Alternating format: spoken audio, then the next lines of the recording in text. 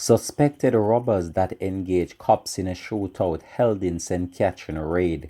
Hi again and welcome. This is Links 007 TV News Report, and we'll be right back with the details to come. Welcome to Links 007 TV News Report, providing you with the best in local and international news updates. This is a place where you can get the most reliable and informative news information. Links 007 TV News Report.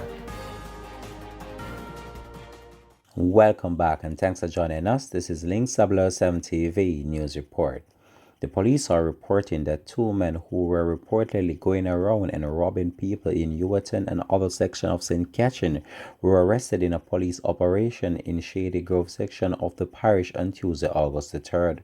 Reports are that about 7:50 a.m., the man traveling in a Nissan Tido motor car reportedly held up and robbed a number of persons and were attempting to make good their escape when the vehicle was intercepted by police.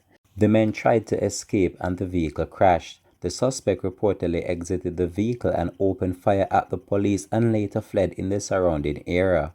With the assistance of the Point Hill Police and the Linstead Police, the area was searched and the two men suspected to be among the robbers were caught.